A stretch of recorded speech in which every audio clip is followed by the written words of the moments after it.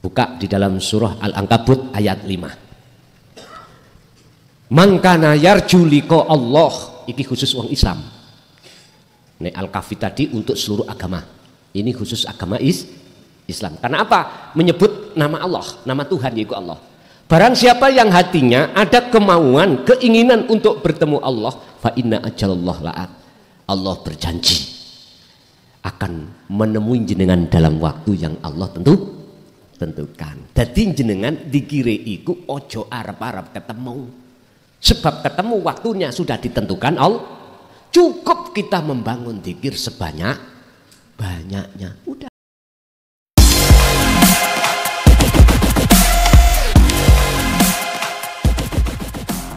Assalamualaikum warahmatullahi wabarakatuh.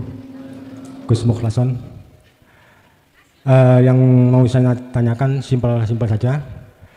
Sering kita mendengar yang namanya dzikir sir, dzikir rasa. Yang di sini yang mau saya tanyakan itu apa definisi dari dzikir sir atau dzikir rasa itu? Apakah cuma pengangen-angen atau pengiro-ngiro? Pengangen-angen dalam arti dalam alam pikir kita, pangiro-ngiro dalam hati, bukan dalam fikolbi gitu. Nah, gitu. Yang saya tanyakan itu aja, dan bagaimana cara memahami dzikir siri tadi. Terima kasih. Assalamualaikum warahmatullahi wabarakatuh. Waalaikumsalam warahmatullahi wabarakatuh. Bicara tentang dzikir niku wonten jenis sekawan, tahapan secara ringkas. Pertama disebut dzikir jahr, yang keluar dari kalimat tauhid la ilaha illallah. Maksud daripada jahr diucap di lisan. Diucap di lisan. Yang kedua disebut dzikir sirri, sir jenengan sanjang wau. Yang muncul dari kalimat tauhid la ilaha illa huwa. Artinya dia. Kalau kita bicara dia berarti jauh. Dia berarti dia tidak di depan kita, jauh. Apa kata dia yang ngechat Lombok? Mesti telunjuk kita nduding ke atas. Adoh rek Gusti Allah. Gak mungkin. Apa kata yang ngechat telunjuk sampean nduding ngarep sampean, gak mungkin. Gak tumon kula. Udah, ini proses Pak memangnya. Disebut dzikir sir karena di dalam hati kita ngucap Allah. Iki masih ngucap nama. Di dalam thariqah itu kita diwajibkan untuk dzikir seperti ini bersamaan dengan keluar masuknya nafas. Allahu, Allahu, Allah. Dikatakan sir, orang lain nggak tahu. Kalau jahr orang lain tahu karena bersuara di jasad. Tapi ini bersuara di hati. Orang lain nggak akan tahu. Disebut sir itu di situ. Terus yang ketiga disebut dzikir sir di dalam sir, sirul asrar. Rahasia di dalam rahasia. Lah ini definisi daripada dzikir sir, sirul asrar ini adalah bila suarin wa ismin wa kalamin atau walafdin, tanpa bersuara, tanpa nama, tanpa kalam. Maksudnya apa? Di dalam rahasia itu ada rahasia lagi. Di dalam ruh hati itu ada rasa atau iman. Di dalam iman, rasa itu ada cahaya yang dimaksud nur ma'rifat. Di dalam nur ma'rifat cahaya itu ada wujudnya yang kita sebut ilahun wahid. Yang laisa kamislihi syai'un. Bahasa syariat disebut Allah Subhanahu wa taala wujudnya. Lah, untuk mencapai ke arah situ maka harus jenengan masuk di dalam dzikir yang nomor 3 tadi. Dzikir yang sudah tidak ngucap nama, berkalam, tapi dengan rasa atau iman. Yang dimaksud rasa atau iman itu apakah pengangan-angan yang ada di pikiran? Bukan. Bukan. Ini pikiran, akal, sukma ini harus pisah dulu. Harus dengan ruh hati. Sebab di dalam hati jenengan, di dalam ruh sampean iku ada rasa. Pertama su'aul basiroh, rasa. Bangunlah rasa ini, dikron kathiron, sebanyak-banyaknya. Berzikirlah sebanyak-banyaknya dengan sejatine zikir. Praktek emang piye? Ngeten. Dalam aktivitas apapun, hati jenengan harus melampah rasa, merasakan kehadiran, meyakini urip yang ada di dalam segala apapun itulah wujudnya Allah, itulah sebagai subjek, itulah sebagai isim fa'il, itulah sebagai sang berperan. Hati sampean harus nyambung, roh sampean harus sambung terhadapnya dengan apa? Rasa tadi, dengan iman. Kalau ini sudah jenengan bangun terus menerus, maka yang namanya cahaya mesti dinyalakan Allah. Nur makrifat dalam hati sampean akan dinyalakan Allah. Allah menyalakan nur makrifat, cahaya makrifat dalam hamba itu tidak karena nasab. Bukan. Karena apa?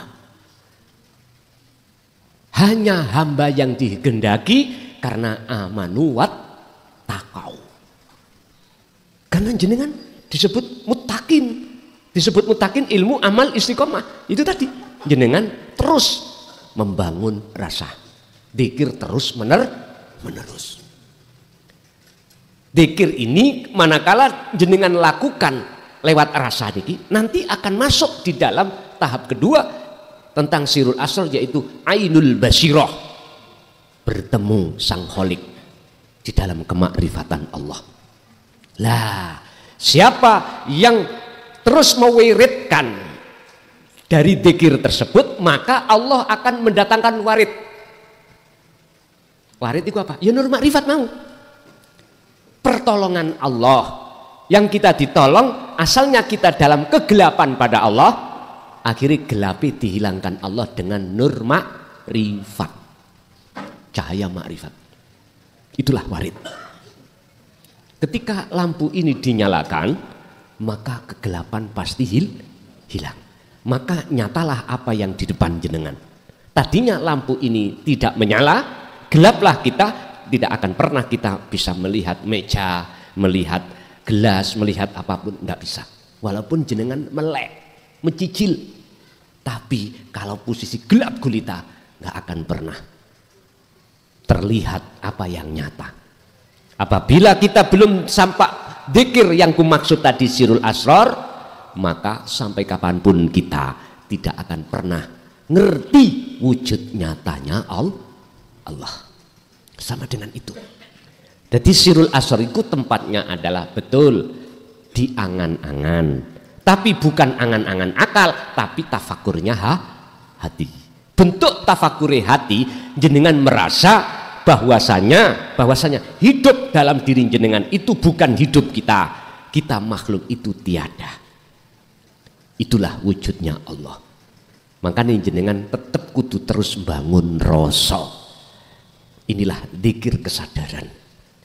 Kalau itu terus jenengan lakukan, maka ainul basiroh mesti Allah sampaikan pertemuan itu. Buka di dalam surah Al-Ankabut ayat 5. Mangkana yarju liqa Allah, ini khusus wong Islam. Nek Al-Kahfi tadi untuk seluruh agama. Ini khusus agama Islam. Karena apa? Menyebut nama Allah, nama Tuhan yaitu Allah. Barang siapa yang hatinya ada kemauan, keinginan untuk bertemu Allah, fa inna ajalallah la'at. Allah berjanji akan menemui jenengan dalam waktu yang Allah tentukan. Jadi jenengan dikire iku ojo arep-arep ketemu. Sebab ketemu waktunya sudah ditentukan Allah. Cukup kita membangun dzikir sebanyak-banyaknya. Udah itu. Kemakrifatan itu akan muncul. Sebab kaidah akan mengatakan Allah akan mendatangkan nur makrifat manakala hamba ini berzikir.